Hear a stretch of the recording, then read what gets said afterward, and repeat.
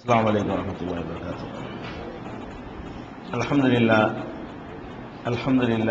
نحمده ونستعينه ونستغفره ونؤمن به ونتوكل عليه ونعوذ بالله من شرور أنفسنا ومن سيئات أعمالنا من يهده الله فلا مضل له ومن يضلله فلا هادي له وأشهد أن لا إله إلا الله وحده لا شريك له وأشهد أن محمدا عبده ورسوله أما بعد. அன்பிற்குரிய சகோதரர்களே, நபிகள் நாயகம் ஸல்லல்லாஹு அலைஹி வஸல்லம் அவர்கள் மரணித்த பிறகு இந்த சமுதாயத்தில் ஏற்பட்ட குழப்பங்களை நாம் அறிந்து வருகிறோம். அந்த குழப்பங்களிலே உஸ்மான் ரலியல்லாஹுனுடைய ஆட்சி காலத்திலையும் அலி ரலியல்லாஹுனுடைய ஆட்சி காலத்திலையும் ஏற்பட்ட ஒரு இயக்கமாக உருவாக்கப்பட்ட குழப்பம்தான் நேற்றைய தினம் நம்ம பார்த்தது. என்ன இயக்கம் என்று சொன்னால், ஆட்சியாளர்கள் சரியான முறையில் நடக்கவில்லை என்று நினைக்கும் பொழுது அவர்களுக்கு எதிராக புரட்சி செய்யலாம், ஆயுதம் தூக்கலாம், முடிந்தால் அந்த ஆட்சி தலைவர்களை கொல்லலாம், பக்கபலமாக இருப்பவர்களை எல்லாம் ஆயுதத்தால் அவங்களை அழிக்கலாம் என்கிற ஒரு சித்தாந்தம் தான் ஹாரிஜியாக்கள் என்ற பிரிவினர் மூலமாக முதலிலே இஸ்லாமிய வரலாற்றில் இயக்கமாக உருவாக்கப்பட்ட முதல் குழப்பம் இதுதான். அது எந்த அளவுக்கு தவறு என்பதற்குரிய சில ஆதாரங்களை நேற்றைய தினம் பார்த்தோம். அதன் தொடர்ச்சியாக நபிகள் நாயகம் ஸல்லல்லாஹு அலைஹி வஸல்லம் அவர்கள் சொல்கிறார்கள், சதகூனு உமராவ், இனி எதிர்காலத்திலே நிறைய ஆட்சி தலைவர்கள் உருவாவார்கள். ஃபதஅரிஃபூன வ துன்கிரூன, அவங்கள்ட்ட நல்லதையும் காண்பீர்கள் கெட்டதையும் காண்பீர்கள். பர்ஃபெக்டா இருக்க மாட்டாங்களாம், சில நல்லதும் செய்வாங்க சில கெட்டதும் செய்வார்கள். அந்த மாதிரியான ஒரு ஆட்சியாளர்கள் எதிர்காலத்தில் தோன்றுவார்கள். ஃபமன் அரஃப பரிய, யார் அவர்களுடைய நல்லதை மாத்திரம் எடுத்துக்கொள்கிறானோ அவன் அந்த குற்றத்தில் இருந்து விலகி விடுகிறான். ஒமன் அன்கர சலிம, யார் தீமையை தீமை என்று கண்டு விலகிக் கொள்கிறானோ அவனும் தப்பித்து விடுவான். யார் அதுல குற்றவாளி ஆவான் என்று சொன்னால், வலாக்கின் மன் ரலிய வ தாபா, அந்த மன்னர்கள் செய்கிற தவறுல பூரண திருப்திப்பட்டு அதை அவனும் கட்டுப்பட்டு நடந்தானேயானால் அவன் மட்டும் குற்றவாளி ஆகுவான். அதாவது அவங்க நல்லதும் செய்வாங்க கெட்டதும் செய்வாங்க. நல்லது செய்யும் போது ஏத்துக்கிறேன்னு, கெட்டது செய்யும் போது அதை நிராகரிக்கணும். அதே நேரத்தில் அவங்க கெட்டதை சொல்லும் பொழுது நம்ம மனப்பூர்வமா ஒத்துக்கொண்டு அதை பின்பற்றி செல்லக்கூடாது என்று ரசூல் ஸல்லல்லாஹு அலைஹி வஸல்லம் சொல்றாங்க. அப்ப சஹாபாக்கள் கேட்கிறாங்க, இப்படி ஒரு மோசமான ஆளுக்கு ஆட்சிக்கு வந்தாங்கன்னு சொன்னா அவங்களை எதிர்த்து நாங்கள் யுத்தம் செய்யலாமா? காலு, சஹாபாக்கள் கேட்கிறார்கள், அபலா நுகாத்திலுஹும், அவங்களுக்கு எதிராக இப்ப நாங்க போர் செய்யலாமா? நல்லதும் செய்வாங்க கெட்டதும் செய்வாங்கிறீங்க, அவங்களுக்கு எதிராக நாங்க ஒரு படை திரட்டி யுத்தம் செய்யலாம்ல கேட்கிறாங்க. அப்ப நபி ஸல்லல்லாஹு அலைஹி வஸல்லம் கால லா மாசல்லு, அவர்கள் தொழுகையை நிலைநாட்டுகின்ற வரை அவர்களுக்கு எதிராக நீங்கள் யுத்தம் செய்யக்கூடாது என்று. அந்த இமாம்கள் தான் தொழுகையை நடத்தணும். மன்னர்கள் யார் இருக்கிறாங்களோ அவங்க தான் தலைநகரத்தில் தொழுகை நிலைநாட்டக்கூடியவர்களாக இருக்கணும். அவங்க தான் இமாமாவே இருப்பாங்க. தலைநகரத்தில் உள்ள பெரிய பள்ளி வாசல்ல இமாமா இருக்கிற ரசூல் ஸல்லல்லாஹு அலைஹி வஸல்லம் இருந்தாங்க. அந்த இடத்துல அபூபக்கர் இருந்தாங்க, அந்த இடத்துல உமர் இருந்தார்கள், அந்த இடத்துல உஸ்மான் ரலியல்லாஹு தொழுதார்கள். அப்புறம் கூஃபாவுக்கு அவங்க தலைநகரத்தை மாத்திக்கிட்ட பிறகு அங்க உள்ள ஒரு பெரிய தலைநகரத்தினுடைய பெரிய பள்ளியில அவங்க தான் தொழுகை நடத்துவாங்க. தொழுகை நடத்தி கொண்டிருக்கிற வரைக்கும் அவங்க இஸ்லாத்துக்கு எதிராகலாம் போக மாட்டாங்க. ஏதோ மன இச்சைக்கு உட்பட்டு சில தப்புகளை செய்வாங்க. அவங்க சொல்ற தப்பை நீங்க செஞ்சு விடாதீங்க, நல்லது சொன்னாங்கன்னா கேட்டு நடங்க, தப்பு கட்டுப்படாதீங்க, ஆனா புரட்சி பண்ணாதீங்க, சபர் பண்ணிக்கிறங்க, எதிர்த்து யுத்தம் செய்யாதீங்கன்னு சொல்றாங்க. இது சஹீஹ் முஸ்லிம்ல 3445வது ஹதீஸ்ல நீங்கள் பார்க்கலாம். அதே மாதிரி நபி ஸல்லல்லாஹு அலைஹி வஸல்லம் மேலும் சொல்கிறார்கள், ஷிராரு ஐமத்திக்கும். ஏன்னா எதுக்கு இதெல்லாம் சொல்றோம்னு கேட்டா, இந்த சிந்தனை தான் இந்த சமுதாயத்தை பின்னுக்கு தள்ளுவதற்கு முதல் காரணமாக அன்றைக்கும் இன்றைக்கும் இருந்து கொண்டிருக்கிறது. அதனால இது பற்றி தெளிவா இப்படி ஒரு எண்ணமே நமக்கு வரக்கூடாது. நம்ம ஒரு இஸ்லாமிய நாட்டில் ஒரு முஸ்லீம் ஆட்சியில கீழே இருந்தோம்னு சொன்னா அவங்க நல்லதும் கெட்டதும் கலந்து செய்வார்களே, ஆனால் நமக்கு எந்த மாதிரி எண்ணம் வரக்கூடாதுன்னா ஆட்சி ஆயுத தூக்கலான்னு வந்துடக்கூடாது. அதுக்காக வேண்டி இந்த சான்றுகளை நம்ம விளங்கி வைத்துக் கொள்ள வேண்டும். ஷிராரு ஐமத்திக்கும், உங்களுடைய ஆட்சி தலைவர்கள மன்னர்கள் அதிபர்களையே மகா கெட்டவர்கள் யார் என்று சொன்னால் அல்லதீன துபுகிலூனஹும் வ யுபுகிலூனகும், நீங்கள் அவங்கள வெறுப்பீங்க, அவங்க உங்களை வெறுப்பாங்க, அவங்க தான் கெட்ட ஆட்சியாளர்கள். அதே மாதிரி ஒரு தலஅனூனகும் வ யல்அனூனகும், நீங்க அவங்கள சபிப்பீங்க, அவங்க உங்களை சபிப்பாங்க. இவன்லாம் ஒரு நாசமா போறவன், இவனை வந்து ஆட்சியில் உட்கார்ந்துருக்கானே என்று நீங்க சொல்லுவீங்க. இவங்களை கட்டிக்கிட்டு அழுவ வேண்டி இருக்குதே, எதை எடுத்தாலும் குரானை வச்சுக்கிறாங்களே அப்படின்னு அவன் என்ன செய்வான், உங்களை சபிக்குவான். நீங்க கரெக்டா இருக்கிறதுனால அவனுக்கு உங்களை பிடிக்காது, அவன் சரியா இல்லாதனால உங்களுக்கு அவனை பிடிக்காது. ரெண்டு பேரும் ஒருத்தர் ஒருத்தர் சபித்துக் கொள்வீர்கள். இப்படி ஒரு இவங்க தான் கெட்ட ஆட்சியாளர்கள் ரசூலுல்லாஹ் சொல்றாங்க. இப்ப இப்படிலாம் வரும் ரசூலுல்லாஹ் எச்சரிக்கை தெரியாதவங்கலாம் கிடையாது. இது ஆல்ரெடி ரசூலுல்லாஹ் எச்சரிச்ச விஷயம் தான் இதெல்லாம். அப்ப சஹாபாக்கள் கேட்கிறாங்க, யார சொல்லலாம் அபலானு காத்திலுகும், நாங்கள் அவர்களுக்கு எதிராக யுத்தம் செய்யலாமா என்று கேட்ட உடனே அதே வார்த்தை சொல்றாங்க, லா மா சல்லு, அவங்க தொழுகையை வந்து உங்களுக்கு நிலைநாட்டி கொண்டு மா சல்லூலக்கும் அல் ஹம்ச, 5 வேளை தொழுகையும் அவர்கள் உங்களுக்கு இமாமாக நின்று நடத்தி கொண்டிருக்கிற வரை அவங்களுக்கு எதிராக நீங்க என்ன செய்யக்கூடாது, யுத்தம் செய்யக்கூடாது அப்படின்னு சொல்லிட்டாங்க. சொல்லிட்டு சொல்றாங்க, அலா ஒமன் அலைஹி வாலின், உங்களுக்கு மேலே ஒரு அதிகாரி இருந்து அவர் என்ன செய்ய போறார், ஆஹு யதி ஷையன் மின் மஆசில்லா, அல்லாஹ்வுக்கு பாவமான ஒரு காரியத்தை அவர் செய்வதை நீங்கள் கண்டால் ஃபல் யக்ரஹ் மா அத்தா, அவர் செய்த அந்த கெட்ட காரியத்தை நீங்கள் வெறுங்கள். ஆனா வலா தன்சிவு யதம் மின் தாஅத்திஹி, அவர் ஆட்சி தலைவர் ஏத்துக்கிட்டீங்கல்ல, அதுல இருந்து விலகி கொள்ளாதீங்க. அவர் தான் ஜனாதிபதி, அவர் தான் அதிபர், அதுல இருந்து விலகி கொள்ளக்கூடாது. அந்த தப்பை வெறுக்கணும். அவர் செய்கிற தப்பை என்ன செய்யணும், நீங்க வெறுக்க வேண்டும் என்று ரசூல் ஸல்லல்லாஹு அலைஹி வஸல்லம் சொல்றாங்க. இது முஸ்னத் அஹ்மதுல 22874வது ஹதீஸ்ல இடம்பெற்றிருக்கிறது. இன்னும் சொல்ல போனால் இது கூட சொல்றாங்க ரசூல் ஸல்லல்லாஹு அலைஹி வஸல்லம். எப்படி சொல்றாங்கன்னு கேட்டா, அன் அபீ தர்ரின், அபூ தர் ரலியல்லாஹு அன்ஹு அவங்க சொல்றாங்க, அல்லாஹ்வுடைய அபூ தர் ரசூலுல்லாஹ் கேக்குறாங்க, கைஃப அன்த இதா கானத் அலைக்க உமராவு யுஅഖிரூன ஸலாத்த அன் வக்தியா, தொழுகைய அதன் நேரத்தை விட்டு தாமதமாக வந்து தொழுவிப்பார்களே, அப்படியான ஒரு ஆட்சியாளர்கள் உனக்கு ஏற்பட்டால் நீ எப்படி நடப்பாய்? ரசூலுல்லாஹ் வந்து சஹாபிட்ட கேட்கிறாங்க. ரசூல் ஸல்லல்லாஹு அலைஹி வஸல்லம் கேட்கிறாங்க, அபூதர்ங்கிற சஹாபிட்ட, பின்னாடி சில ஆட்சியாளர்கள் வருவாங்க, வந்து லேட்டா தொழுவிப்பாங்க, அப்படியான ஒரு ஆட்சியாளர்கள் வந்தா நீ எப்படி நடந்து கொள்வாய்? இவர் எப்படி பதில் சொல்வாரு? அது நீங்க தான் சொல்லணுங்கிறார். எப்படி நடந்து கொள்வான்னு என்கிட்ட கேட்டா நான் எப்படி நடக்கிறது, நான் எப்படி நடந்து கொள்ளணும் நீங்க சொல்லுங்க அப்படின்னு அவர் ரசூலுல்லாஹ்ட்ட கேட்கிறார். அப்ப ரசூல் ஸல்லல்லாஹு அலைஹி வஸல்லம் சொல்றாங்க, சல்லி ஸலாத்த லி வக்தியா, நீ சரியான நேரத்துக்கு வந்து நீ தொழுகையை தொழுதுட்டு ஃபயின் அதரக்தஹா மஅஹும், அவங்களோடு நீங்க தொழுகிற டயத்தை நீ இருக்கும்போது அடைந்து கொண்டால் ஃபஸல்லி, அதுலயும் சேர்ந்து தொழுவு, ஃபஇன்னஹா லக நஃபிலா, அது உனக்கு நஃபிலாயிரும். அப்ப தொழுகையை வந்து ஒரு சிறந்த நேரத்தில் முன்னேரத்தில் தொழுவது சிறந்தது. இவங்க வக்த விட்டு தள்ளுறாங்கன்னு லேட்டா, வக்துக்குள்ளதான் தொழுவனு, இல்லாட்டி கலா கிடையாத, வக்துக்குள்ளதான் தொழுவனு, அதை லேட் பண்றாங்க. இப்ப அசர் தொழுகை 5:30 மணி வரைக்கும், அது மாதிரி லேட்டா வந்து தொழுகிறாங்க. அது வந்து வேணான்னு ரசூலுல்லாஹ் தடுத்திருக்கிறாங்க. அப்ப அவர் அந்த மாதிரி இமாமா இருக்கிறார், வர்றாரு, அவர் பாட்டு 5:30 மணிக்கு தொழுகிறாரு, நமக்கு 3 ஆளுக்கு வக்து வந்துருச்சு, நம்ம பாட்டு தொழுகிற வேண்டியது. அவர் வந்து தொழுகிறாரா, நம்மளுக்கு இருக்கிறோமா, அதுல போய் சேர்ந்துக்கிறங்க. எதுக்கு சேர சொல்றாங்க? போய் யுத்தம் செய்யுங்க, அவனை அப்படி வெளியே போய் தள்ளுங்கன்னு சொல்லலாம்ல, என்னடா நினைச்சிட்டு இருக்கிற நீலாம் ஒரு ஜனாதிபதியான்னு கேட்கலாம்ல, அதுலயும் போய் சேர்ந்துக்க, நபில் ஆயிட்டு போகுது.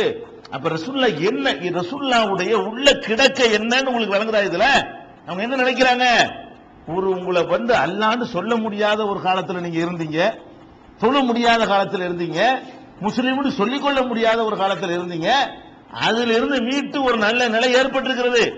நீங்க வாட்டுக்கு அவன் உன்னோட தப்பு செய்யறாங்கிறதுக்காக வேண்டி அபூஜஹில் இல்லாம இருக்கிறான், அதை நினைச்சு பாரு. உனக்கு மேல அபூ லஹபா இருக்கிறான், பள்ளி வாசல் இருக்கிறது, தொழு, அவன் செய்யாட்டி போ, நீ முஸ்லிமா நடக்க முடியுதுல. இந்த மாதிரி ஒரு கெட்ட ஆட்சியாளர்கள் இருந்தால் அவங்க எதை மிஸ் பண்ணிருப்பாங்க? சட்ட திட்டங்கள்ல, அந்த விஷயங்கள்ல, கிரிமினல் அந்த வழக்குகள்ல லஞ்சம் கஞ்சம் வாங்கி இப்படி அவன் தப்புகளை பண்ணிருப்பானே தவிர நீ உன்னுடைய இபாதத்துகளை செய்ய தடுப்பானா?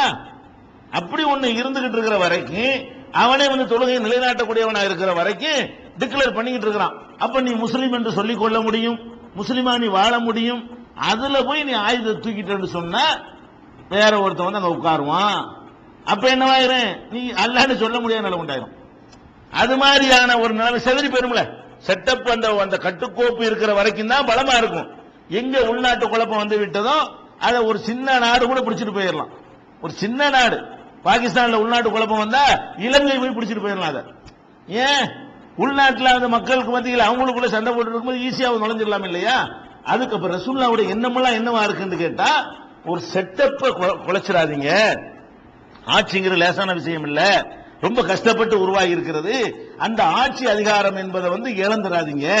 யாரும் அல்லாஹ் ஒரு ஆளை உட்கார வைக்கிறானா பேசாம போயிட்டே இருங்க. எது வரைக்கும் குஃபுர கண்டால் தான். ரெண்டு காரியம் தான் ரசூலுல்லாஹ் சொல்றாங்க. அவர் தெளிவா காஃபிர்னு டிக்ளேர் பண்ற அளவுக்கு அவர் இருக்கணும். அப்படி இருந்தால், அல்லது அவரே இமாமா, அவரே ஜனாதிபதியா இருந்து கொண்டு அந்த தலைநகரத்து பெரிய பள்ளியில் அவர் தொழுகை நடத்தாம இருக்கணும். ரெண்டு இருந்தால் ஏத்துருங்க. இந்த ரெண்டை தவிர எந்த ஒரு காரணத்திற்காக வேண்டியும் எதிர்க்கிறதுக்கு அனுமதி இருக்கு. ஆயுதத்தை கொண்டு எதிர்க்க இல்லைன்னா மருவானையெல்லாம் அபு சயீத் குத்ரி எதிர்த்திருக்கிறார். பெருநா தொழுகை என்ன செய்யறாரு, அவரு பெருநா தொழுகை வர்றாரு மருவான்கிறவரு, அவர் பாட்டுக்கு என்ன செய்யறாரு, முதல்ல குத்துபா ஓதுறாரு, பின்னாடி தொழுகிறாரு. பெருநாளைக்கு மாத்திர செய்யணும், முதல்ல தொழுகை அப்புறமுள்ள குத்துபா. இவர் முன்னாடி என்ன பண்றாரு, குத்துபா ஓதிவிட்டு அதுக்கப்புறம் தொழுகிறார். என்னப்பா அவர் அபு சயீத் கேட்கிறாங்க, தொழுகை முடிச்சு ஓடி போயிடுறாங்க, கேட்க மாட்டேங்கிறாங்க. அதுதான் நான் முன்னாடி பயணம் வைக்கிறேன். இவரா மாத்துறாரு, புடிச்சு சட்டையை பிடிச்சி இழுக்கிறார். அவர் இறங்கு கீழே விளையாடுறியா நீ, யார் அபு சயீத் குத்ரி. இதுக்கு அனுமதி இருக்கிறது. எதுக்கு அனுமதி இல்ல, தீமையை தடுக்கலாம், சட்டையை பிடிச்சு கேட்கலாம். சபையில வச்சு நீ செய்ய தப்பு, நீ ஜனாதிபதியாக இருந்தால் நீ மார்க்கத்துக்கு விரோதமா நடக்கிறாய், எழுதலாம், பேசலாம், மேடை போடலாம், கண்டிக்கலாம், சட்டையை பிடிக்கலாம். அருவருத்துக்க கூடாது, ஆட்சியை கவுத்திடக்கூடாது. என்ன பாய்ந்த விளங்கிக்கணும் கேட்டா, இதான் இஸ்லாம் சொல்லி தரக்கூடிய நெறிமுறை. ஆட்சி தலைவர்கள் விஷயத்துல அவங்களுடைய தப்புகளை எவ்வளவு நீங்க சுட்டி காட்டுங்க, அபு சயீத் மாதிரி நீங்க நடங்க, தப்பு கிடையாது. ஆனால் என்ன பண்ணிடக்கூடாது, ஆயுதத்தை தூக்கி புரட்சி பண்ணிடக்கூடாது, அதை தடுக்கிறாங்க. அதே இது முஸ்லீம்ல 1027வது ஹதீஸ்ல இருக்கிறது.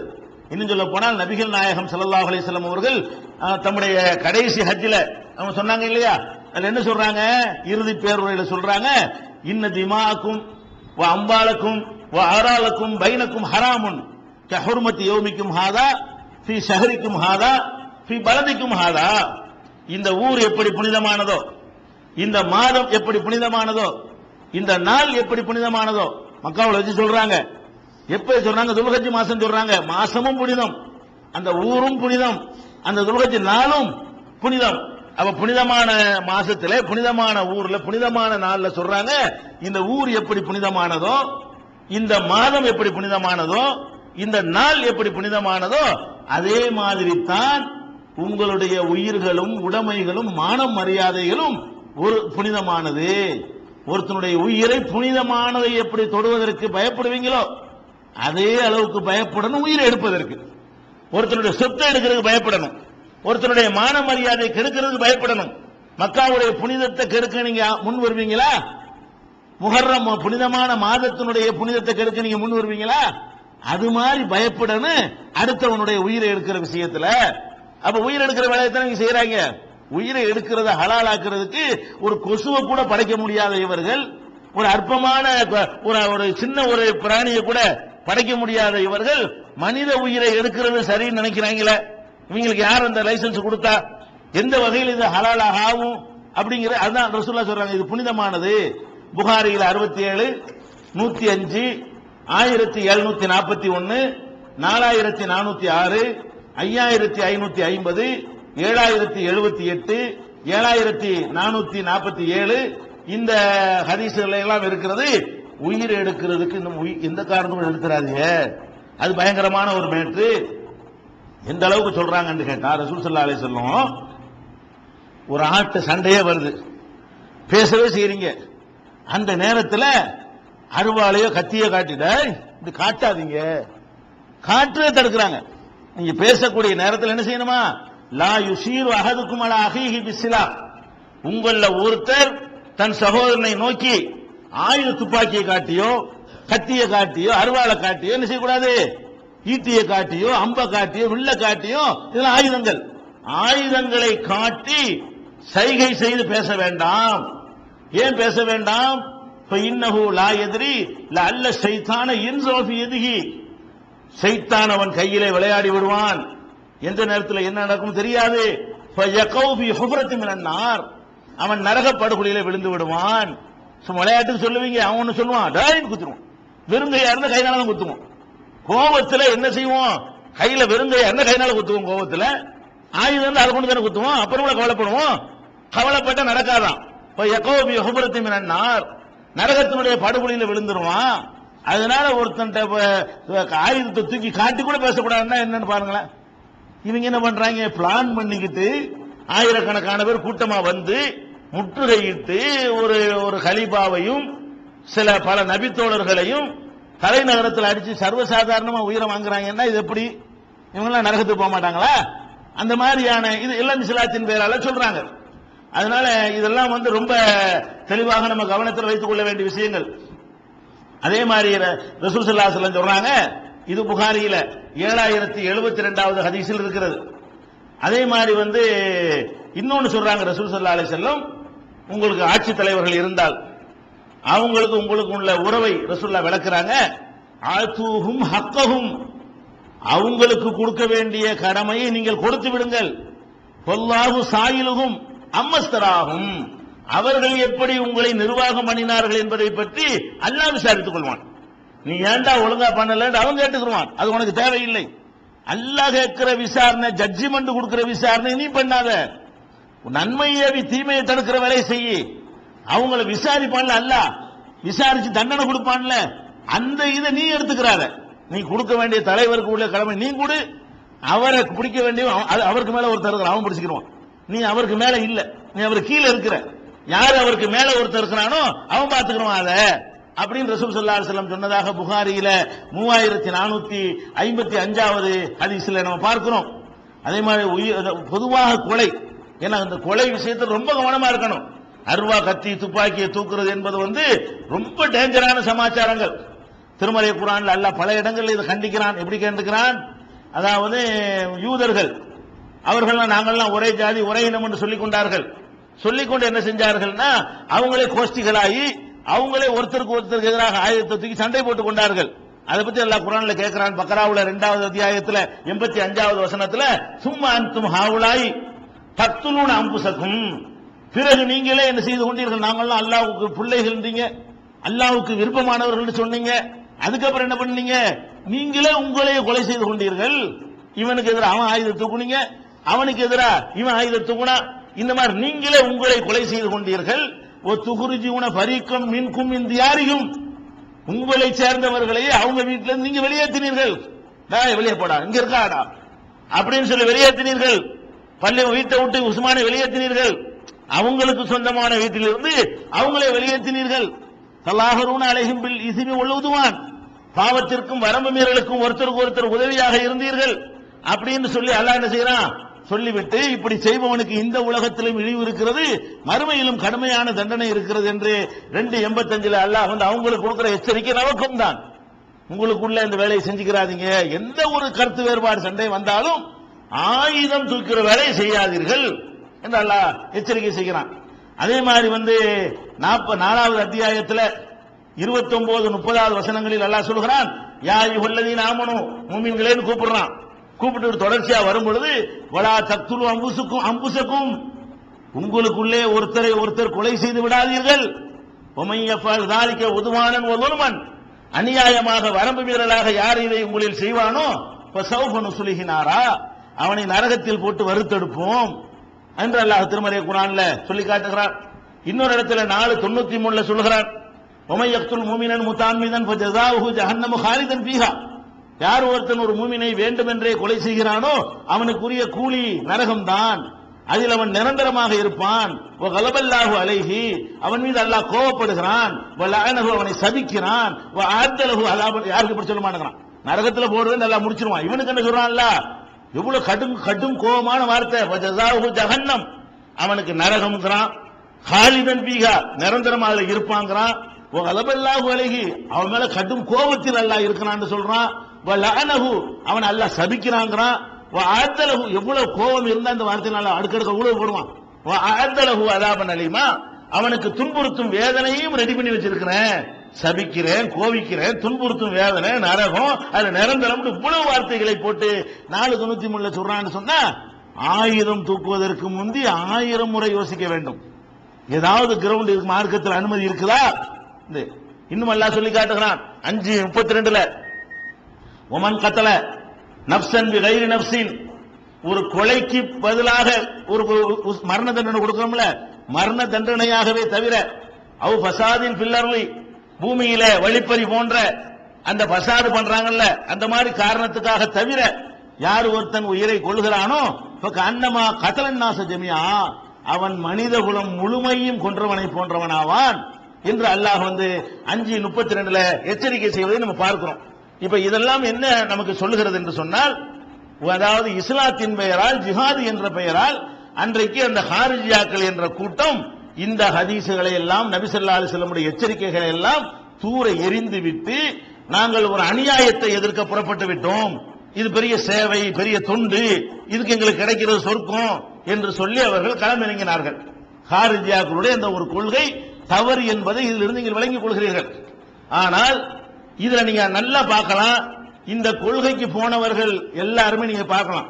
இப்ப சமீப காலத்தில் எடுத்துக்கொண்டீர்களே, ஆனால் ஒரு 100 ஆண்டுகளுக்கு முன்னால் ஒவ்வொரு காலகட்டத்திலும் இந்த சிந்தனை ஒவ்வொரு காலத்திலும் வருது. வரும்பொழுதெல்லாம் அழிவும் நாசத்தை தான் நமக்கு ஏற்படுத்தி இருக்கிறார்கள். என்ன ஆகுது, ஒரு காலத்தில் ஒரு 100 வருஷத்துக்கு முன்னாடி திடீர்னு ஒரு கூட்டம் உண்டானாங்க, முஸ்லிம்கள். எதுக்கு உண்டானார்கள்ங்கிறீங்க?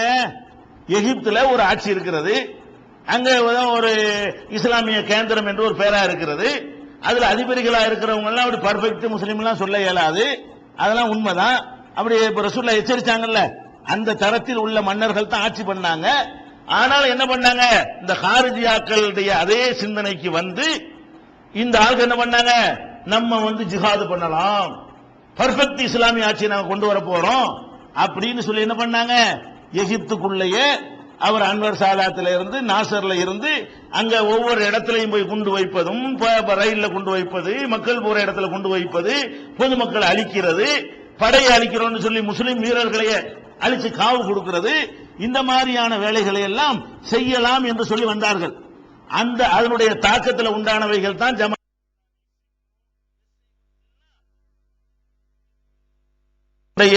அடிச்சுவோடியில் பின்னாடி உருவான இயக்கங்கள் தான். இவர்கள் எதை நியாயப்படுத்தினார்கள், இந்த நாளை கழிச்சு இஸ்லாமிய ஆட்சி உண்டாக போன ஒரு முஸ்லீம் ஆட்சி இருக்கிறது, ஒரு வலுவா இருக்கிறது, அப்படி உண்டான காரணத்தினாலதான் சுண்டக்காய் இஸ்ரேல்கிட்ட அவர்கள் தோத்து போனார்கள். எகிப்து தோத்தது காரணம் என்ன? எகிப்து பெரிய அந்த சூயஸ் கால்வாயை வென்று மாவீரன் அவன் தலையெடுத்து வந்தான் நாசர். சூயஸ் கால்வாயை ஜெயிச்சு பெரிய ஹீரோவாக உலகமெல்லாம் பாராட்டுகின்ற ஹீரோவாக இருந்தான். இங்க உள்நாட்டில் இவர்கள் ஏற்படுத்திய இந்த விளைவு, இந்த சிந்தனை, இவங்களே துண்டு துண்டா செதறி கிடக்கிறார்கள் என்று போட்ட அந்த தப்பான கருத்து அவங்களுக்கு பலம் கொடுக்கிறது. இங்கே ஒருங்கிணைப்பு இல்லை, இங்கே ஒத்துழைப்பு இல்லை, இங்கே ஒரே மாதிரியா எல்லாருடைய சிந்தனையும் இல்லை, குன்றி போய் இருக்கிறார்கள் என்று சொல்லி மடமடமாடந்து அவன் பாட்டு அள்ளிட்டு போயிட்டான்ல. எகிப்துல காவாசி எகிப்து பிடிச்சிட்டானா இல்லையா? ஒரு சுண்டக்காய் நாட்டில் போய் இவர்கள் தோற்று அதனுடைய தொடர்ச்சி இன்னைக்கு நடக்கிறது. இவர்கள் ஜிஹாதி என்று சொல்லி இஸ்லாமிய நாட்டுக்குள்ள இவர்கள் செஞ்ச வேலையினால் என்ன நன்மை ஏற்பட்டுச்சு? நன்மை ஏற்பட்டுச்சா தீமை ஏற்பட்டுச்சா? பலம் குன்றுச்சு. கடைசியில் என்ன பண்றான், ஆஹா இவங்களை நம்ம அழிக்கிறதா இருந்தா உள்ளுக்குள்ள நுழைஞ்சு அநியாயம் பண்றாங்கன்னு சொல்லி அமெரிக்கா காரனையும் ரஷ்யா காரனையும் கொண்டாந்து உள்ள வச்சுட்டான். நீ பண்ணாட்டி வச்சிருக்க மாட்டான். இங்க நம்மளுக்குள்ள சேஃப்டி எங்க எவனும் வாழாட்ட முடியாது என்ற நிலை இருந்தா அமெரிக்கா போய் இறங்குவானா? அமெரிக்காட்ட உதவி கேட்பானா? அவன் என்ன நினைக்கிறான், ஆஹா நம்ம கவர்மெண்ட காப்பாத்தி ஆகணுமே, தக்க வச்சுக்கிறணுமே, அவனை தள்ளுறாங்க. அவன் என்ன பண்றான், அதை கொண்டு வர்றான். இது புனித பூமியில இப்ப ஆரம்பிச்சு விட்டானுவோம். எங்க சவுதியிலே நடக்குது, ஜித்தாவில் அடிக்கிறான், ரியாத்தில் அடிக்கிறாங்கிறான், அங்க அடிக்கிறாங்கிறான் என்று புனித பூமிகள்லையும் நடக்கிற காட்சியை பாக்குறீங்க. பாகிஸ்தான்ல பாக்குறீங்க, பள்ளிவாசல்ல போய் வைக்கிறானுவோம். பள்ளிவாசல்ல பெருநாள் தொழுது கொண்டிருக்கும் வைத்தார்களா இல்லையா குண்டு? யார் வச்சவன்?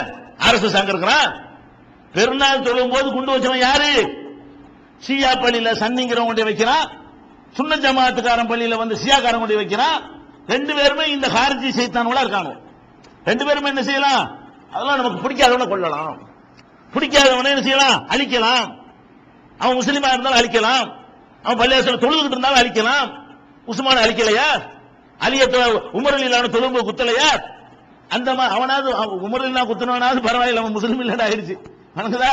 இவர்கள் என்ன செய்கிறார்கள்? தொழுது கொண்டிருக்கும் போது அழிக்கலாம், பள்ளிவாசல் அழிக்கலாம்னு சொல்லி இன்றைக்கும் செய்து கொண்டிருக்கிறார்களா இல்லையா? ஈராக்கில் பள்ளிவாசல்ல குண்டு வைக்கப்படுதா இல்லையா? ஷியா பள்ளியில இவன் கொண்டு வைக்கிறான், சுன்னத் ஜமாத் பள்ளி அவன் கொண்டு வைக்கிறான். எதன் பெயரில் வைக்கிறார்கள்? எதன் பெயரில் இதெல்லாம் வைக்கிறான்? நம்ம ஒரு சேவை செய்கிறோம், நம்ம சார்ந்திருக்கிற கொள்கைக்கு சேவை செய்கிறோம், இஸ்லாத்திற்கு சேவை செய்கிறோம், சொர்க்கத்திற்கு போறதுக்கு நம்மளை தியாகம் பண்றோம். இதுல போய் செத்தா ஷஹீது பாராட்டுறாங்க. இவன் போய் குண்டு வச்சு செத்தான்னு வைங்க, ஷஹீது நமக்காக ஒரு உயிரை கொடுத்தான்னு இவங்க பாராட்டு நடத்துறாங்க. அவன் போய் குண்டை வச்சு தற்கொலை படையா போய் சாவடிச்சான்னு வைங்க, அவன் இவனுக்கு பாராட்டு விழா நடத்தி கொண்டிருக்கிறான். அப்ப நீங்கள் வந்து ஜிஹாது என்ற பெயரால் அமெரிக்காக்காரன் அழிச்சதை விட அதிகமா அழிச்சிருக்கிறீர்கள். அமெரிக்காக்காரன் முஸ்லிம்களை அழித்ததை விட இந்த மாதிரி இஸ்லாத்திற்கு தவறான வடிவம் கொடுத்து ரசூலுல்லாஹ்வுடைய எச்சரிக்கையை புறக்கணித்து நீங்கள் ஆயுதம் தூக்கி அழித்தவர்களுடைய எண்ணிக்கை ரொம்ப அதிகம். அப்ப இந்த மாதிரியான சிந்தனைகளை விதைத்து இதை நியாயப்படுத்திக் கொண்டு நிறைய அழித்துக் கொண்டிருக்கிறார்கள்.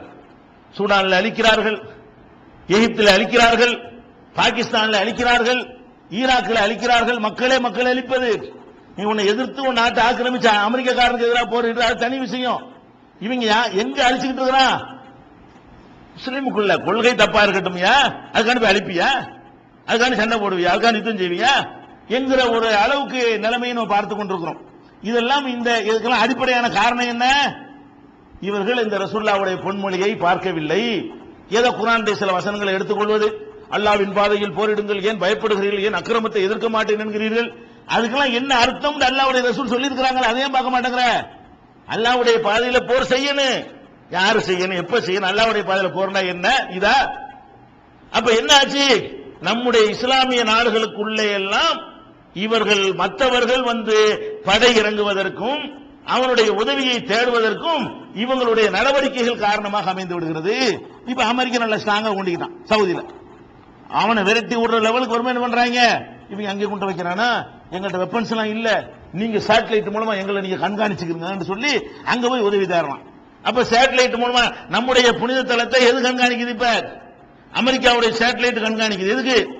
அவங்க மக்காவிலையும் வச்சுட்டு என்ன செய்யறது? மக்காவிலையும் வச்சாங்க, மக்காவிலையும் வச்சாங்க. ஒரு 20-18 ஆண்டு இருக்குன்னு நினைக்கிறேன்.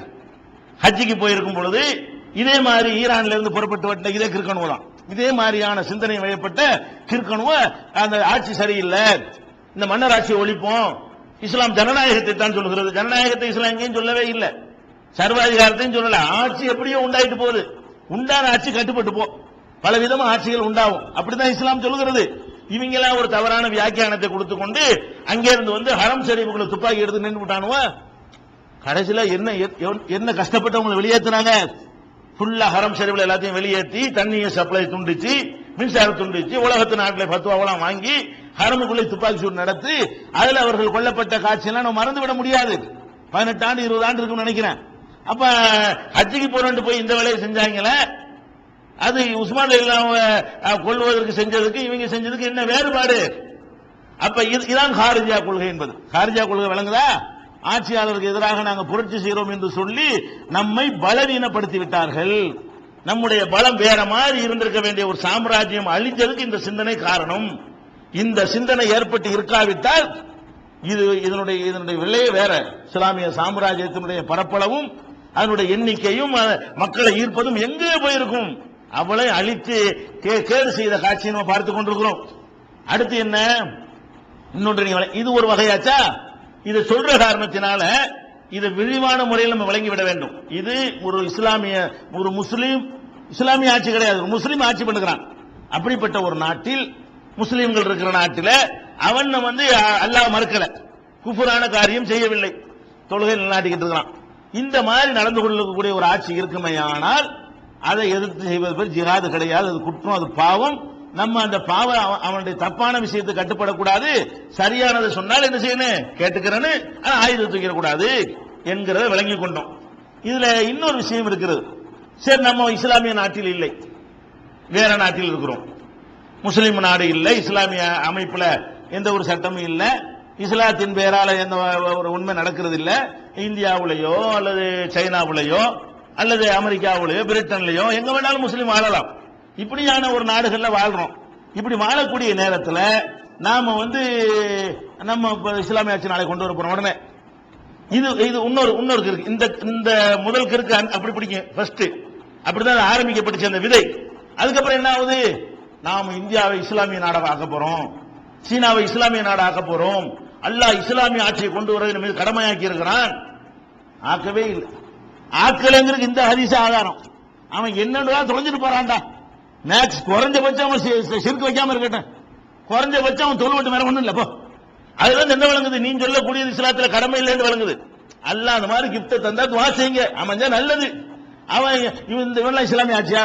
ரசூலுல்லாஹ் சொன்னாங்களே, தப்பும் செய்வான் சரியும் செய்வான், உங்களுடைய ஹக்கையெல்லாம் புடிச்சுக்கிடுவான், அநியாயம் பண்ணுவான், உன் சொத்தை பறிச்சு கொண்டாலும் உன் முதுவை முறிச்சாலும் அவனை எதிர்க்காதுன்னு சொல்றாங்களே, இவன் இஸ்லாமிய ஆட்சியா? இஸ்லாமிய ஆட்சி இல்ல தானே. அப்படி ஒண்ணு மார்க்கத்தில் சொல்லப்படவே இல்லை.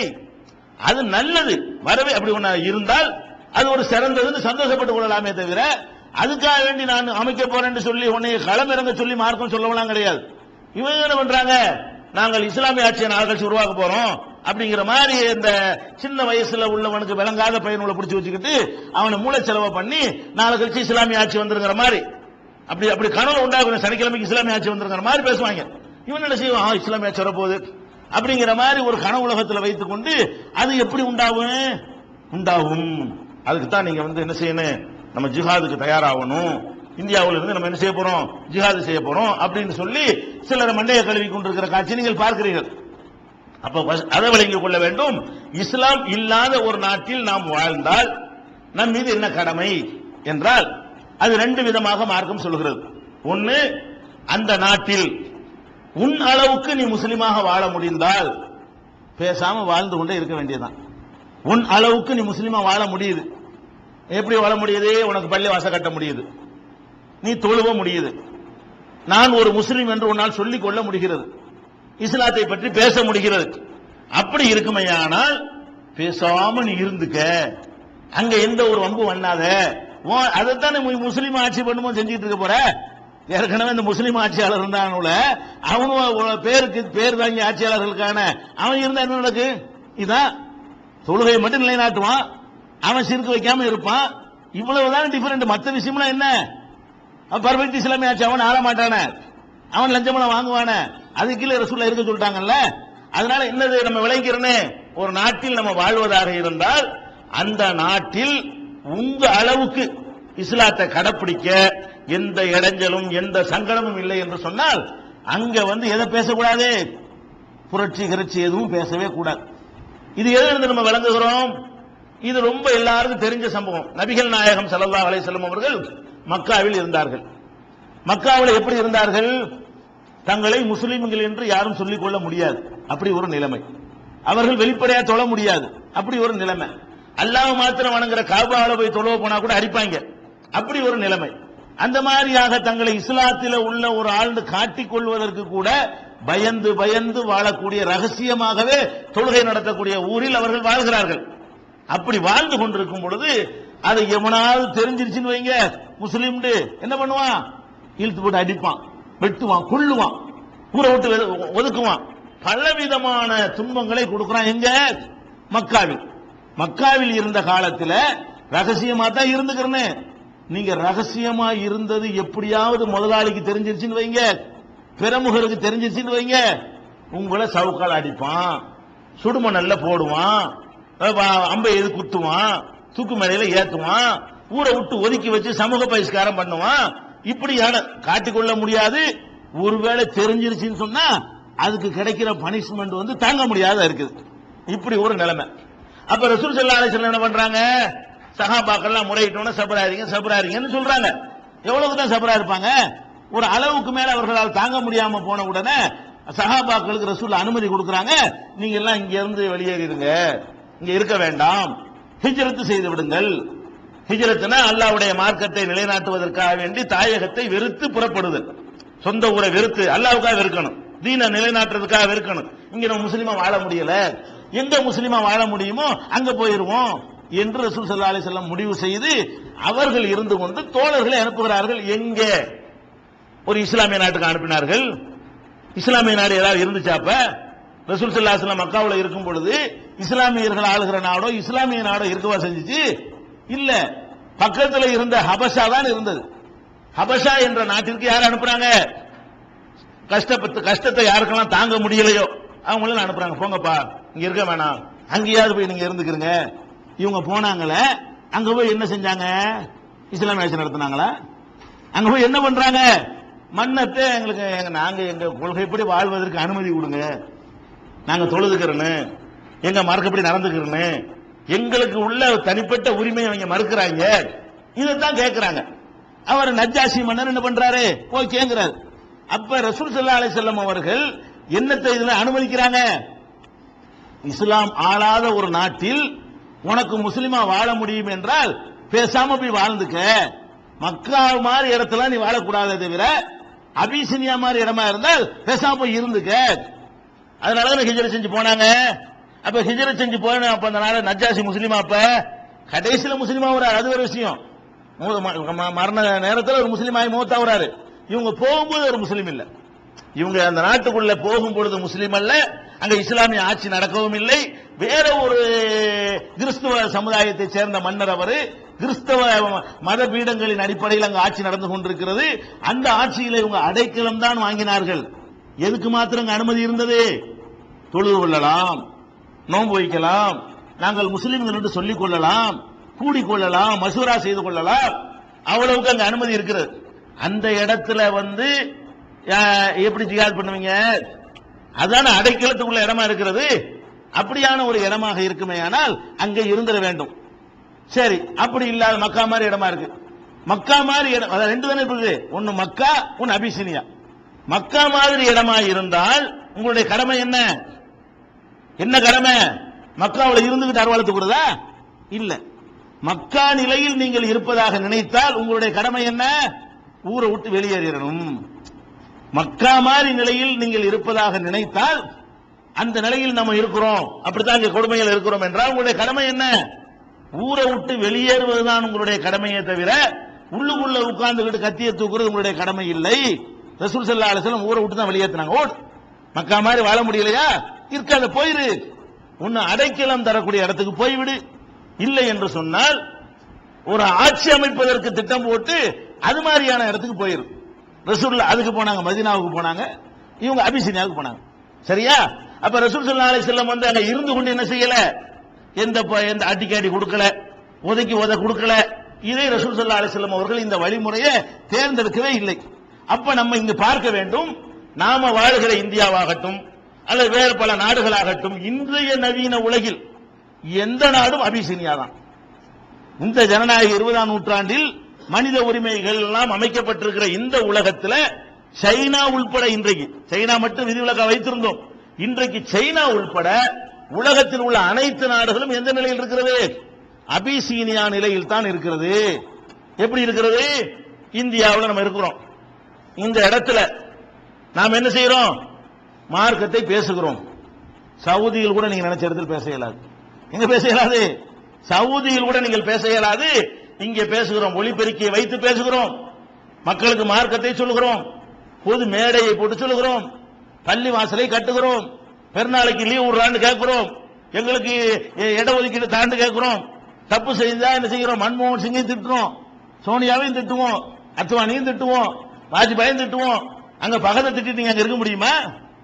பகல் போயிட்டு அரைப்பையாரு அப்துல்லாவை திட்டிட்டு நீங்க இருக்க முடியுமா?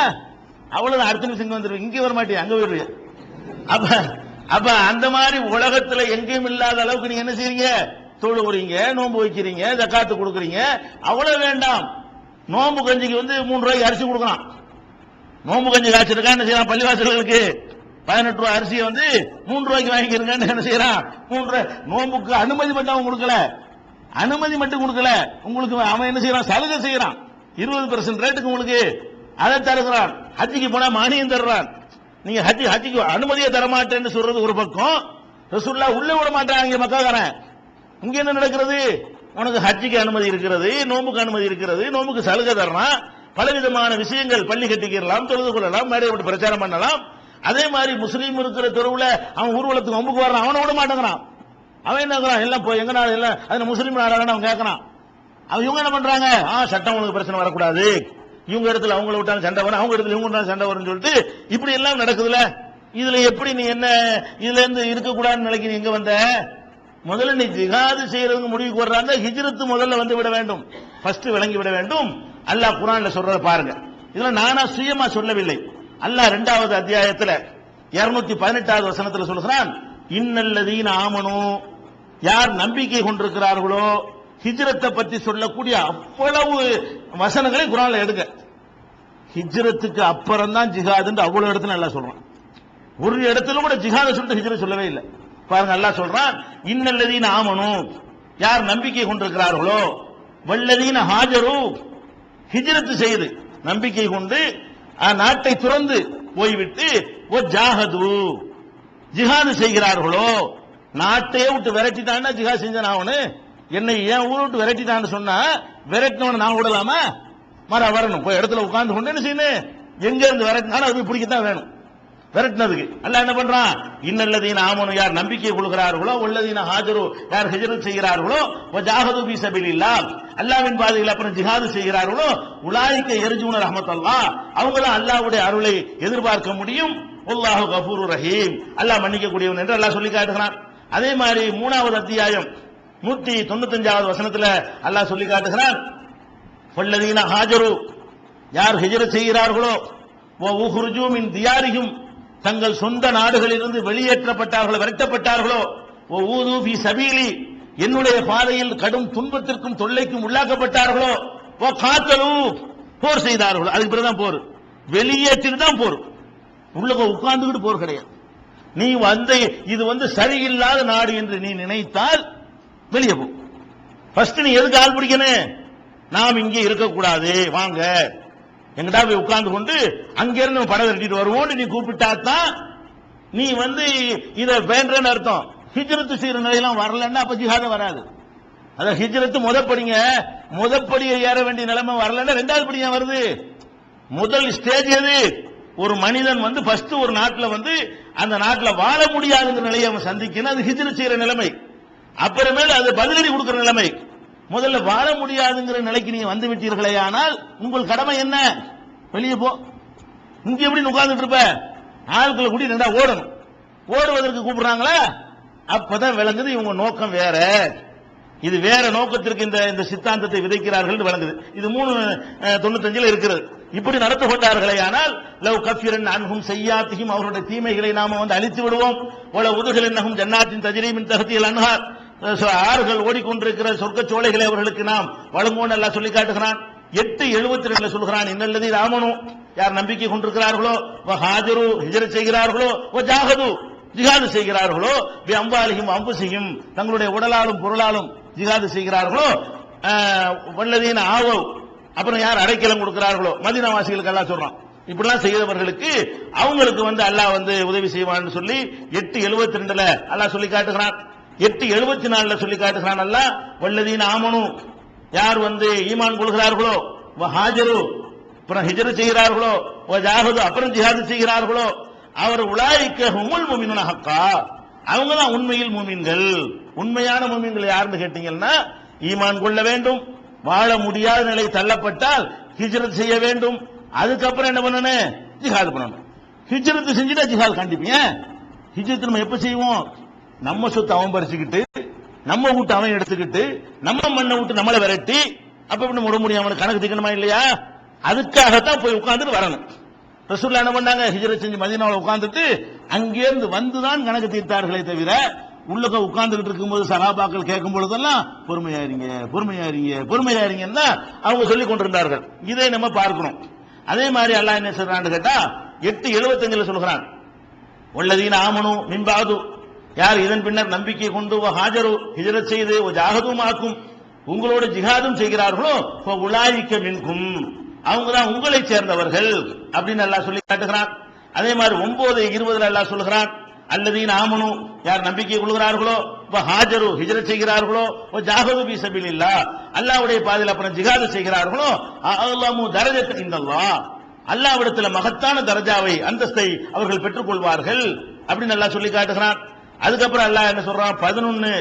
140 சொல்கிறான், சும்ம இன்ன ரப்பக லில்லதீன ஹாஜரு, யார் ஹிஜ்ரத் செய்கிறார்களோ அந்த மக்களுக்கு உமது இறைவன் ஹிஜ்ரத் செய்து சும்ம ஜாஹது, சும்மன பின்னுங்கிற வார்த்தை இந்த இடத்துல போறான். யார் சோதனைக்கு உள்ளாக்கப்பட்ட பிறகு ஹிஜ்ரத் செய்கிறார்களோ, சும்ம ஜாஹது பிறகு ஜிஹாது செய்கிறார்களோ, ஓ சபரு ஜிஹாது செய்யும் பொழுது வருகிற துன்பங்களை சகித்துக் கொள்கிறார்களோ, இன்ன ரப்பக மின் பாதிஹா லகஃபூருர் ரஹீம், உமது இறைவன் அதை மன்னிக்க கூடியவனாக இருக்கிறான். அப்பதான் ஜிஹாது, பிந்திதான் ஜிஹாது என்று அல்லாஹ் 16வது அத்தியாயத்தில் 110வது வசனத்தில் அல்லாஹ் சொல்கிறான். அதே மாதிரி 22வது அத்தியாயம் 58வது வசனத்தில் அல்லாஹ் சொல்கிறான், வல்லதீன ஹாஜரு ஃபீ ஸபீலில்லாஹ், யார் அல்லாஹ்வுடைய பாதையில் ஹிஜ்ரத் செய்கிறார்களோ, சும்ம குத்திலு பிறகு கொல்லப்படுகிறார்களோ, வமாத்து அல்லது இறந்து விடுகிறார்களோ, ல யர்சுகு ஹன்னல்லாஹு ரிஸ்கன் ஹஸனா, அவங்களுக்கு அழகான ரிஸ்கை அல்லாஹ் கொடுப்பான். இப்படி எல்லாம் பல வசனங்களில் அல்லாஹ் என்ன பண்றான்னு கேட்டா, ஹிஜ்ரத் என்பதற்கு பிறகுதான் ஜிஹாது. ஜிஹாது ஒரு நாட்டில் நம்ம செய்ய வேண்டும். அநியாயக்கார ஒரு ஆட்சி நடந்தால் அதை எதிர்க்க வேண்டும். எப்ப எதிர்க்க வேண்டும்?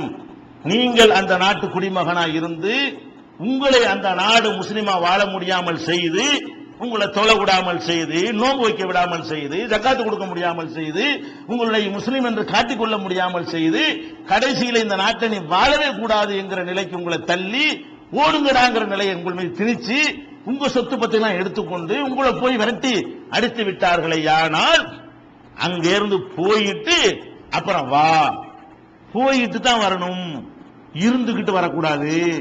பாயிண்ட் வழங்குதா? அப்ப இப்ப இவங்க எப்படி ஜிஹாது பல திரட்டுமா? அப்ப எப்படி இதெல்லாம் ஏமாத்த வேலை தானே இது? அல்லாஹ் என்ன ஆர்டர்ல என்ன தர்த்தீப்ல ஒரு செய்தியை சொல்லுகிறானோ சும்மாண்டு பிறகு வார்த்தையை போட்டு சொல்றான். அப்ப ஃபர்ஸ்ட் செய்ய வேண்டியதை ஃபர்ஸ்ட் செய்ய வேண்டிய வேலையை வரலையா? உதாரணமா காத்து பிரிஞ்சா ஒழு செய்யணும் இருக்குது. காத்து பிரியல போய் ஒழு செய்ய பத்தி பேசுற? காத்து பிரியல இல்லப்ப, அதனால அது இருந்தா செய்யணும். குளிப்பு கடமையாகிறது, என்ன செஞ்சா குளிப்பு கடமையாகுமோ அது குளிப்பு கடமையாகும். கல்யாணமே பண்ணல, அப்புறம் என்னத்தை போட்டு குளிப்பு கடமை? அந்த மாதிரியான ஒரு மேட்டருங்க இது. பேசு என்ன? உனக்கு ஒரு நாட்டில் வாழ முடியலங்கிற நிலை உலகத்தில் எங்கேயாவது இருக்கு? அன்னைக்கு நான் கேட்கிறேன், எந்த நாட்டிலையாவது முஸ்லீம் உங்களுக்கு வாழ முடியாதா? எங்க பள்ளிவாசல் இல்ல, எங்க தொழ முடியல, எங்க நோன்பு வைக்க முடியல? சில நேரங்களில் எவனாந்து கிறுக்கு பிள்ளை ஏதாவது பண்ணிவிட்டான்னு சொன்னா தற்காலிகமா ஒரு கெடுபிடி பண்ணுவாங்க. அது உங்களுக்கு மட்டும் பண்ண மாட்டான், வேற ஒருத்தர் அது மாதிரி பண்ணல அவனுக்கு அந்த கெடுபிடி பண்ணுவான். எவன் எல்லாம் நக்சலைட்டுக்கு பண்ணலையா, உங்களுக்கு கெடுபிடி பண்ணலையா? எங்கேயாவது ஒரு சம்பவங்கள் நடந்துருச்சுன்னு சொன்னா அந்த குறிப்பிட்ட ஒரு அந்த டென்ஷன் அடங்குற வரைக்கும் இது மாதிரி நாளைக்கு நடந்துருமோ, நாளை கழிச்சு கோயம்புத்தூர் வந்துருமோ, இப்படிங்கிற மாதிரி ஒரு நேரத்தில் ஒரு நெருக்கடி இருக்கும். எல்லா நாட்டிலும் இருக்கும், அதை விடவர மாட்டான். அவன் தன்னை காத்துக் கொள்வதற்காக சில நெருக்கடி பண்ணுவான். ஒரு பகுதியில் இருக்கும் அல்லது ஒரு காலத்துக்கு இருக்கும். காலமெல்லாம் இருக்குமா? அப்ப கூட இந்த அளவுக்கு இருக்காது. என்ன இருக்கு? சோதனை நடக்கும். தொழுகைக்கு இருக்க மாட்டான். பாக்கில என்ன வச்சுக்கிற, பையில என்ன வச்சுக்கிற, மஞ்சள் பையில என்ன இருக்குது, பேக்கில் என்ன இருக்குது, இதை வேண்டாம் கேட்பான். ஏன் கேட்பான்? ஏதாவது உருண்டை அதுக்காக கேட்பான். இதுதான் நடக்குமே தவிர நீ எப்படிப்பா இங்க உட்கார்ந்துட்டு என்ன நீ பண்ண போற? இதுக்குன்னு எப்படி அணி திரட்டுவ? நான் கேட்கிறேன், நான் எதுக்கு இன்னொன்னு கவனிக்கணும். ஏன் இஸ்லாம் இப்படி சொல்லுது தெரியுமா? ஏன் சொல்லுது தெரியுமா? இந்த ஜிஹாதுங்கிற எதுக்கு? விளையாட்டுக்கா? தோக்குறதுக்கா? சாவுறதுக்கா? இல்ல, பெரும்பாலும் அக்கிரமத்தை ஒழிக்கிறதுக்கு. சில நேரங்களில் தோல்வி ஏற்படும், அது ஷஹீதுடைய தர்ஜா கிடைக்கும். பெரும்பாலும் எதுக்காக வேண்டி காப்பாத்துக்கு தானே ஜிஹாத கடமையாக்குறதுக்கு. பெண்களை காப்பாற்றணும், சிறுவர்களை காப்பாற்றணும், தீனை காப்பாற்றணும், நம்மளை காப்பாத்திக்கிறேன்னு இல்லன்னு சொன்னா அநியாயத்துடைய கை ஓங்கும். அதுக்கு தானே அது கடமையா? சடங்குக்கா? சாவனுங்கிறதுக்காக வேண்டியா ஜிஹாத எல்லாம் கடமையாக்கி இருக்கிறான்? இல்ல, சாவ வந்தா ஏற்றுக்கொள்ளணும், அது ஒரு விஷயம். அது எப்ப சாத்தியமா வந்து தெரியுமா? எல்லாம் கலந்து இருக்கும் போது பண்ணீங்கன்னு வைங்க. அப்ப என்ன ஆகும்? பண்ணுனவன் ஓடி போயிருவான், பண்ணாதவன் அடி வாங்கி சாவுவான். சாவுறானா இல்லையா? ஒரு ஏரியாவில் இங்க என்ன செய்யறாங்க, ஒரு 10 பேர் அறுவாள் எடுத்துட்டு ஒரு 4 முஸ்லீம் வர்றான்னு வைங்கள, ஒரு 10 ஆளுக்கு அறுவாள் எடுத்து வெட்டிட்டு ஓடி போயிட்டான். வெட்டினவன் ஓடிடுவான், அப்புறம் என்ன நடக்கும்? நீ பாதுகாக்கத்தானே செய்யாது. அப்புறம் என்ன நடக்கும்? 10 வெட்டினீங்க, இந்தாங்க 100. யாரு? தொழுவ போறவன், பொம்பளை, வந்தவன், போனவன், சின்னவன், பெரியவன். நடக்குதா இல்லையா நாட்டில்? இதான் இதுக்கு பிறகு செய்யாதா? நீங்க நம்ம அழிவை நோக்கி கொண்டு போறீங்களா, பாதுகாப்பை நோக்கி கொண்டு போறீங்களா? என்ன ஏற்பட்டு கொண்டு இருக்கிறது? ஒவ்வொரு இடத்துல நம்ம பார்த்து கொண்டிருக்கிறோம். அப்ப ஒரு சின்ன ஒரு இந்த முத்துப்பேட்டையில் ஒரு சின்ன ஒரு சம்பவம், இந்த சின்ன சம்பவத்துக்கு என்ன பண்ணிருக்காங்க? NSA போட்டிருக்காங்க. நம்ம சமுதாயத்தை சேர்ந்த ஒரு பிரமுகருக்கு என்ன பண்ணிருக்கான்? NSAங்கிற சட்டத்தை போட்டிருக்கான். அப்ப முஸ்லிம்களுக்கு எதிராக இந்த கவர்மெண்ட் தெளிவா காய் நகர்த்தி கொண்டிருக்கிறத இப்ப டிக்ளேர் பண்ணியிருக்காங்க முத்துப்பேட்டை சம்பவத்தின் மூலமாக. அப்ப நம்ம எதுக்கு என்ன பாக்குறோம், இதுக்கு என்ன காரணம்? ஏன் போய் பண்றாங்க, போலீஸ் வந்து பாத்துக்கிட்டு இருக்கு, நீ என்ன போய் அறுவலை போய் விட்டுற? எதுக்கு ஒருத்த மண் அட்டாக் பண்ற? நீ ஒருத்த மண்ணதுனால நீ ஒருத்தனுக்காக 32 பேர் உள்ள ஒருத்த மண்ணதுக்காக வேண்டி அந்த 32ல வந்து ஒரு ஆளுக்கு என்ன எத்தனை பேர் போட போறாங்களோ, எவ்வளவு நாளைக்கு வச்சிருக்க போறாங்களோ, இதுதான் ஒரு கவர்மெண்ட் அளிக்கக்கூடியதா இருக்கும். அது ஒரு விஷயம். இந்த மாதிரியான காரியத்தெல்லாம் ஏற்கனவே ஒரு ஆள் போனாரு. இந்த அடக்குமுறைகளை மட்டும் முஸ்லிம்கள் எப்போதுமே சகித்துக் கொள்ள மாட்டார்கள். அதுக்கு நம்ம எப்படி பதிலடி கொடுப்போம்? நம்மள்ட்ட இருக்கிற பெரிய ஆயுதம் வாக்கு சீட்டு, அதை வச்சு சரியான பதிலடி நம்ம கொடுப்போம். வேற ஆயுதம் தூக்க தேவையில்லை. அப்ப என்ன பிரச்சனை கேட்டா, அப்ப ஒரு சமூகத்துக்கு பாதுகாப்புக்காகத்தான் இஸ்லாம் வந்து ஜிஹாத கடமையாக்கி இருக்கிறது. சமூகத்தை அழிச்சு நாசமாக்குவதற்கு இல்லை.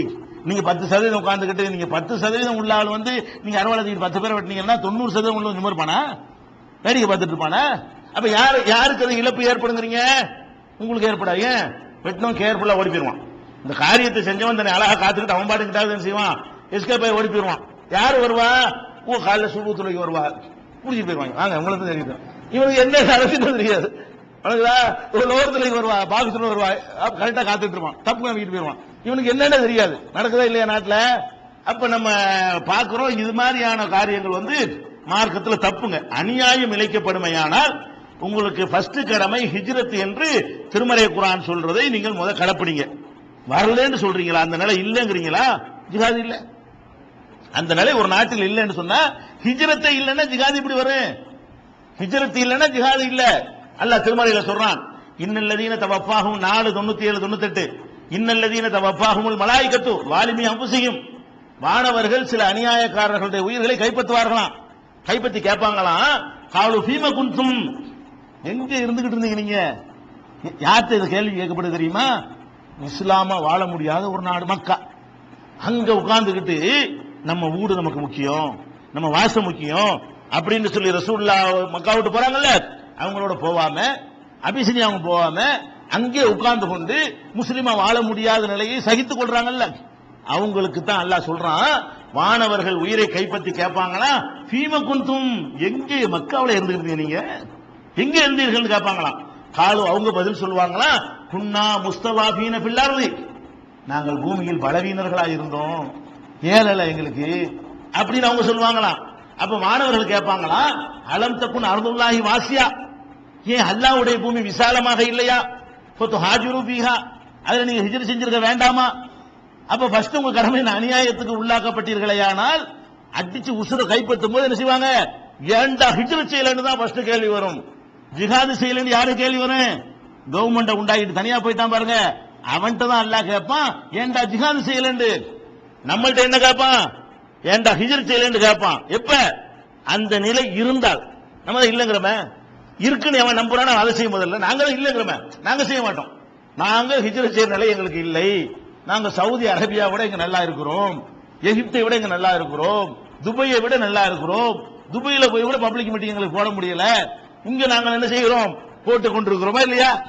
துபாயில போட முடிஞ்ச நமக்கு பப்ளிக் மீட்டிங் அரங்கத்துக்குள்ள பேசிட்டு வந்தோம். முஸ்லிம் நாட்டுக்குள்ள செய்ய முடியாத வேலைகளை எங்க செய்ய முடியுது? இங்க செய்ய முடியுது. நாங்கள் வந்து இங்க ஹிஜ்ரத் இல்லைன்னு நாங்க சொல்லுகிறோம். நீ ஜிஹாத் இருக்குங்கிறீங்கள, ஃபர்ஸ்ட் ஹிஜ்ரத் பண்ணு, அதுக்கு மக்களை கூப்பிடு, வீடு வாசல் நீ வெளியே போ. முதல்ல நீ யார் இந்த மூளை செலவு பண்றதுக்கு முன்னணியா நிக்கிறிய? நீ வெளியே போ, ஃபர்ஸ்ட் ஊரை விட்டு நாட்டை விட்டு போவலங்கிறியா? அப்ப அந்த நிலை ஏற்படல, நீ பொய் சொல்ற, நீ அதற்கான எந்த ஒரு சிச்சுவேஷன் உண்டாகலன்னு விளங்குதா இல்லையா? இது அல்லாஹ் என்ன சொல்றான்? 4:97 4:98 சொல்லுகிறான், உமையு ஹாஜர் ஃபீ சபீலில்லாஹ், யார் அல்லாஹ்வுடைய பாதையில் ஹிஜ்ரத் செய்கிறானோ, எதிரி பில்லர்லி முராகமன் கசீரா, பூமியில ஏராளமான போக்கிடத்தை அவன் பெற்றுக்கொள்வான். 4:100 அல்லாஹ் சொல்லி காட்டுகிறான். அதே மாதிரி 16:41 அல்லாஹ் சொல்கிறான், வல்லதீன ஹாஜரு ஃபில்லா, யார் அல்லாஹ்வுக்காக ஹிஜ்ரத் செய்கிறார்களோ, எப்ப மின்பஅதி மா ஸுலிமு, அநீதிக்கு உள்ளாக்கப்பட்ட பிறகு ஹிஜ்ரத் செய்கிறார்களோ, லனுபவ்வி அன்னஹும் ஃபித் துன்யா ஹஸனா, இந்த உலகத்திலே அவர்களுக்கு அழகான இடத்திலே அவர்களை தங்கச் செய்வோம், அஜ்ருல் ஆகிரத்தி அக்பரு, ஆகிரத்தில் கிடைக்கிற கூலி அதை விட பெருசாக இருக்கும். 16:41 சொல்றேன். இப்ப இதுல நமக்கு என்ன விளங்குது? ஜிஹாதுன்னு ஒண்ணு உண்டு, கியாமத் நாள் வரைக்கும் உண்டு.